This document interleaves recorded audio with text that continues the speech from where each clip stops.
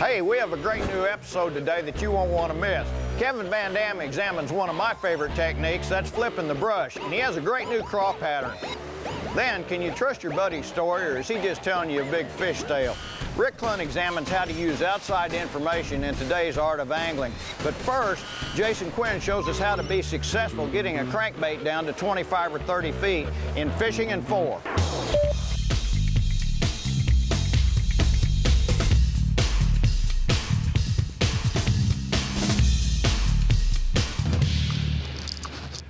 That's a 20 feet deep crankbait fish.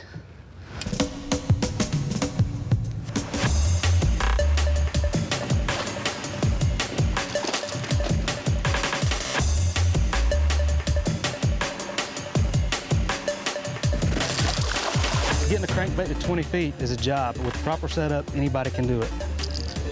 One of the things to keep in mind is when you're trying to achieve that 20-foot depth with a crankbait, you don't throw it out there and wind it straight in. You kind of throw it out there and worm it.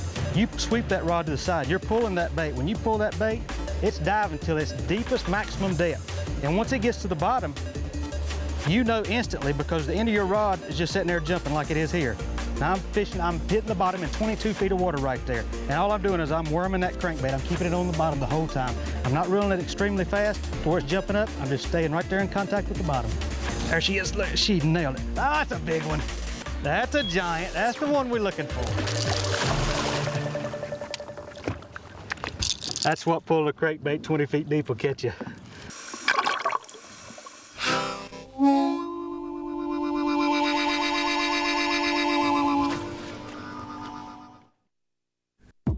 Also, one of the key things is when you're fishing that super deep like that, 10-pound fluorocarbon is the minimum you can go with. I mean, you can get a little bit longer cast with that, but I stick to 12. 12, you can whale on it a good bit. I mean, it casts real easy, and you know, it's sturdy enough that when you do get a bite, you can really set the hook. And that's something you can't do with monofilament. Monofilament's got a lot of stretch in it, so that line is stretching out, and you cannot achieve the maximum depth with monofilament.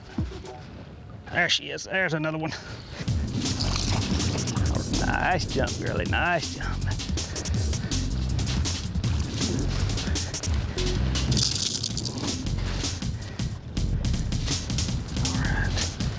Good, healthy, fat crankbait fish.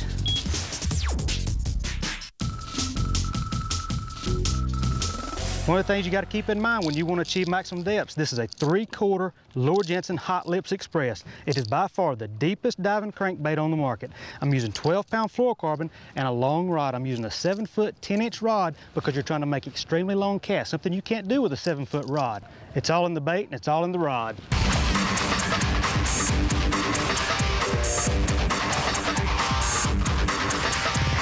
There she is. That's a good one. That is a good one. That's a giant.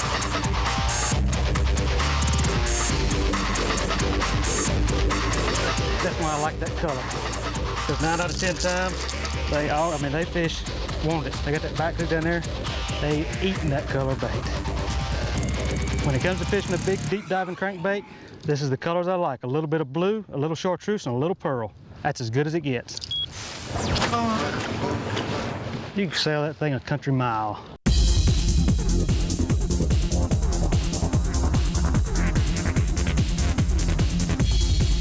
There she is. There's a good one. There's a real good one. Buddy, now let me tell you something. She pushed it about 3 feet that time when she hit it. That is an awesome feeling when they load up on that crankbait that deep. Oh, she's wanting to jump. Oh, walk to me, girl, walk to me. That's awesome. Look at her. She eat that bait. That's what you want to see right there. All right, when you see they eating a bait like that right there, they want that thing. They can't stand it. And a lot of times, they very rarely see a crankbait down there over 20 feet deep.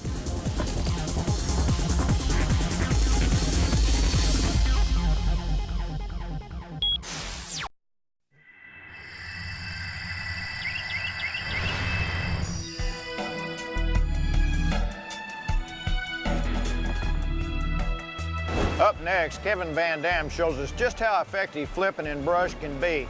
It's this week's In Depth.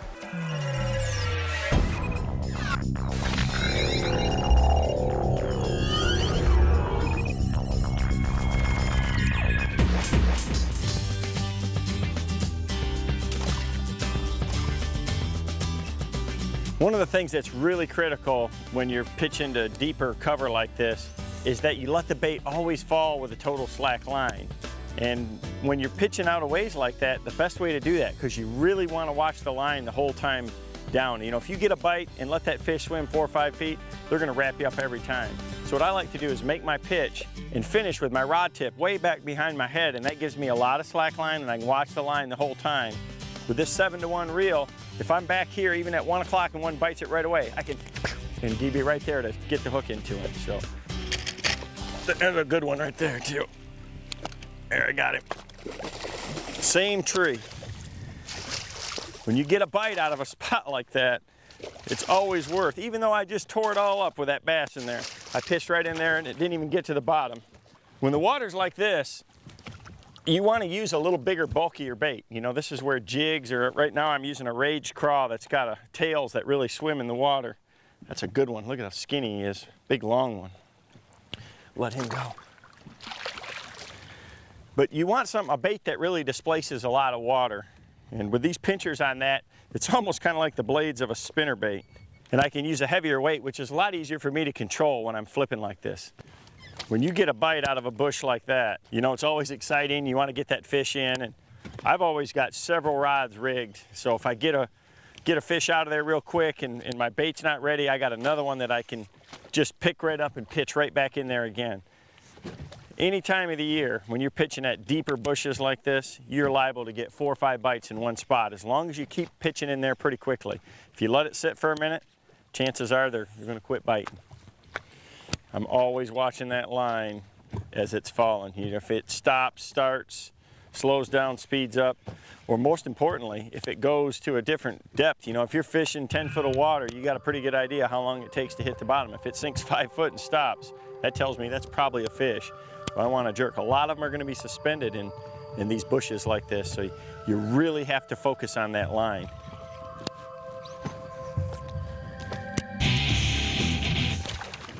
There it is. Same bush.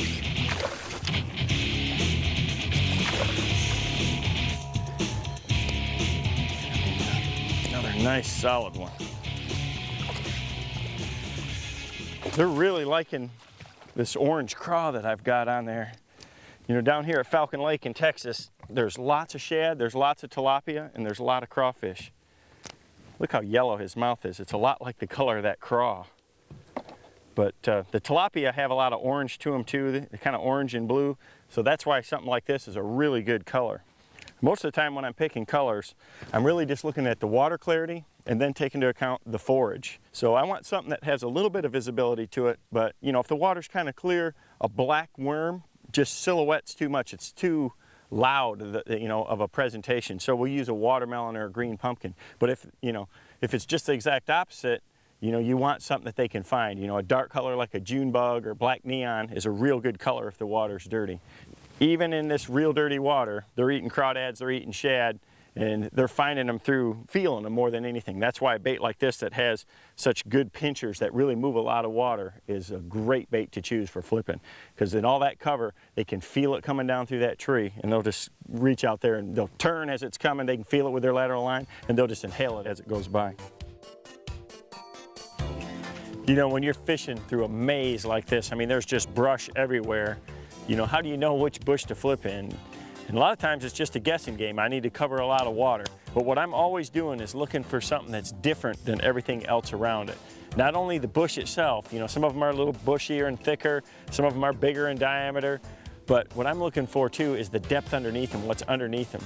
A lot of times when you look at a whole field of bushes, the bass are going to be in the area where the bottom structure, where the contour of the bottom is the best, you know, close to a channel edge, a drop, or the shallowest spot, maybe a little deeper area.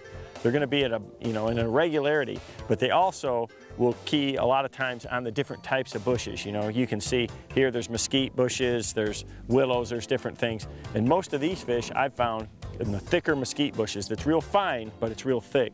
So I'm just kind of going through here, experimenting with everything and trying to let the fish tell me. Once you get a bite out of one type of bush, you really want to concentrate on that same type of cover. Anything irregular, always looking for the irregularities. Come on, get out of there. Good one too. Nice one. mean, he was buried up down in there. There's something about that craw that they cannot handle. You can catch fish on a lot of baits. That's a mess in there.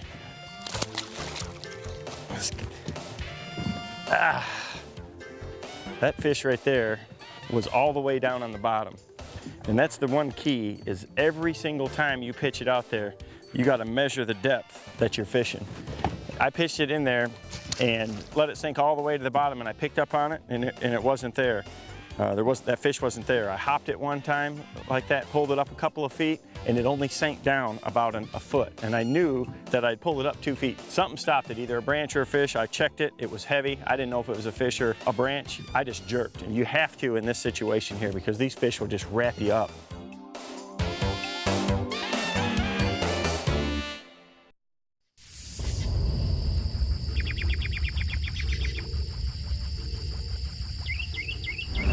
You know, there's nothing more exciting than catching a big bass on a flipping stick and short line in shallow water. Most people feel like you have to have dirty water to catch bass flipping, but it's not really true. If you have the right kind of conditions, some matted vegetation or heavy wood cover, you can catch them in clear water too. Just pitch a jig, worm, frog, or something like that in there, and you better be holding on. It may get exciting fast. When you're fishing a little bit deeper, you don't necessarily have to have that super quiet presentation. I still like to, you know, if the wind's blowing, a lot of times I like to pitch it out there and make it land with a big splash. But even right now, a soft presentation when you're fishing bushes 8, 10, 12, 15 foot deep can be critical, because you never know when a bass is going to be suspended right up there near the top. So, you know, when the sun's high and it's calm like this, I'm going to go right there to the center of the bush and with a nice soft entry, and then let it go all the way down to the bottom. So, you know, you don't want to get sloppy when you're fishing, even when you're fishing deep water like this. There it is. He's still on there. I can see him. I can see him down there. Sometimes, I don't know if I can reach that far down or not, but I'm gonna try.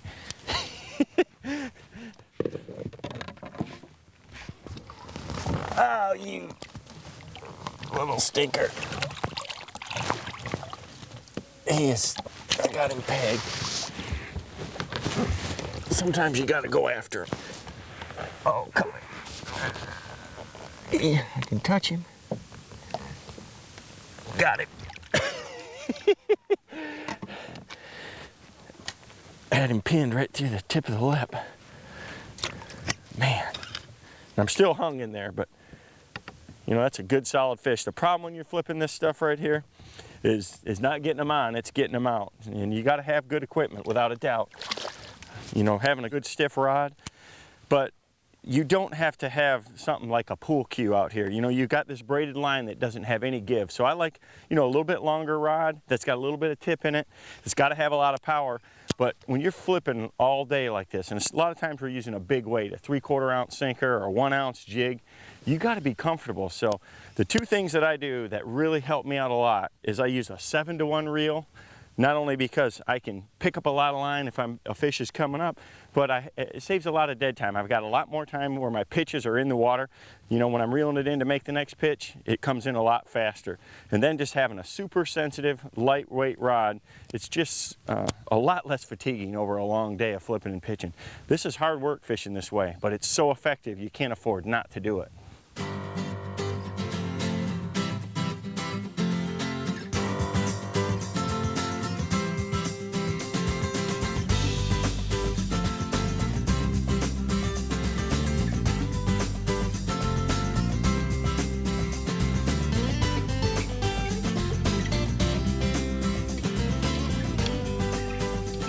Big one. Oh, I mean, that's a big one too, and it got him hung right there. Get out of there. This is what you always... Oh, man. The fish I've been looking for. Look at there. I can see him. There, I got him. Yeah, look at that one there. There's a cow right there. big old fat fish. That's why you flip like this, man, is you gotta get in here in this thick stuff. Probably the biggest thing that's important to do when you're flipping a lot of brush like this is to look at the different types of brush that are there and find where it's different. You know, I'm gonna fish real fast until I get a few bites, and I'm gonna remember what kind of tree I caught that one out of right there. Boy, what a fish. I mean, he is fat.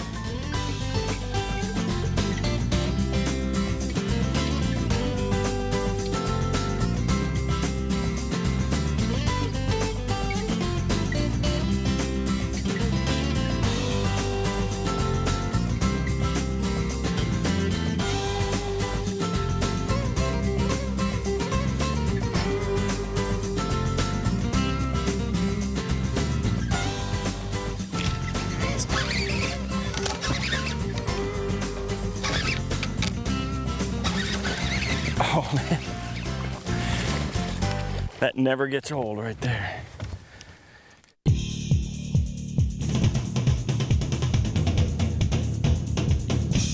You know, a few things to keep in mind to help keep your fish alive. One, use ice and run your recirculator pumps on manual, not automatic. I want them running all day long. Not only does it make me feel better that I kept my fish alive to where I can release them again for somebody else to catch, it also helps me gain ounces in that weigh-in line where it counts. Up next, Rick Clunn discusses the difference between reliable outside information and the confidence-building factor of finding fish on your own in this week's Art of Angling.